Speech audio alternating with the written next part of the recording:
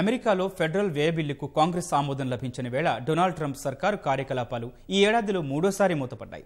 గడిచిన 40 ఏళ్లలో ఇలా జరగడం ఇదే ప్రథమం కాగా ప్రభుత్వం పాక్షిక మూసివేతతో లక్షలాది మంది ఉద్యోగులు ఇళ్లకే పరిమితం కానున్నారు.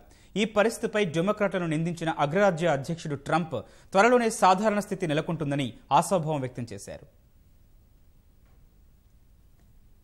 అమెరికా అధ్యక్షుడు డొనాల్డ్ ట్రంప్ ప్రతిపాదిత $500 కోట్ల మెక్సికో గోడ నిర్మాణానికి సంబంధించిన నిధుల విడుదలకు అమెరికా కాంగ్రెస్ ఎర్రజెండా ఊపిన వేళ ఫెడరల్ ద్రవ్య వినిమయ బిల్లు శుక్రవారం ఆమోదానికి నోచుకోలేదు. ఈ బిల్లు ఆమోదానికి సంబంధించి శ్వేత సౌధానికి కాంగ్రెస్ సభ్యులకు చర్చలు జరుగుతుండగానే స్థానిక కాలమానం ప్రకారం శుక్రవారం అర్ధరాత్రి తర్వాత 12:01 ప్రభుత్వ క్రిస్మస్ షట్డౌన్ మొదలైంది. ఫలితంగా అనేక ప్రభుత్వ విభాగాలు మూతపడి ప్రభుత్వ కార్యకలాపాలు నిలిచిపోయాయి. లక్షలాది మంది ఉద్యోగులు ఇళ్లకు పరిమితమవుతున్నారు. ఒక ఏడాది వ్యవధిలో ప్రభుత్వ కార్యకలాపాలు స్తంభించడం ఇది మూడోసారి కాగా 40 ఏళ్లలో ఇలా జరగడం ఇదే ప్రథమం. ఈ పరిస్థితికి డెమోక్రాట్ల వైఖరి కారణంగా ఆరోపించిన ట్రంప్ దేశ భద్రత కోసమే మెక్సికో గోడ నిర్మాణానికి పూనుకున్నట్లు ట్రంప్ పునరుద్ఘాటించారు.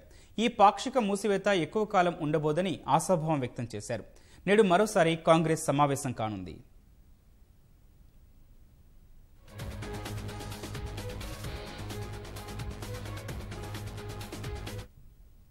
ప్రభుత్వ కార్యకలాపాల పాక్షిక మూసివేతతో 8 లక్షల మంది ఉద్యోగులు ఇంటికి పరిమితం కావడం లేదా వేతనాలు లేకుండా పనిచేయాల్సిన పరిస్థితి ఏర్పడింది. ప్రభుత్వ విభాగాల్లో 3 వంతులు సైన్యం, వైద్య సేవలు, ఇతర మానవ సేవల విభాగాలకు సెప్టెంబర్ 2019 వరకు ఏ విధమైన నిధుల సమస్య లేదు.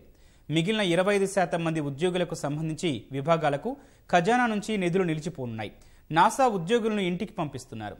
ఆర్థిక విభాగం ఉద్యోగులు, హోంల్యాండ్ భద్రతా విభాగంలో ఎక్కువ మంది ఉద్యోగులు, న్యాయ, వ్యవసాయం సహా మరికొన్ని విభాగాల ఉద్యోగులు కూడా విధులకు దూరం కానున్నారు.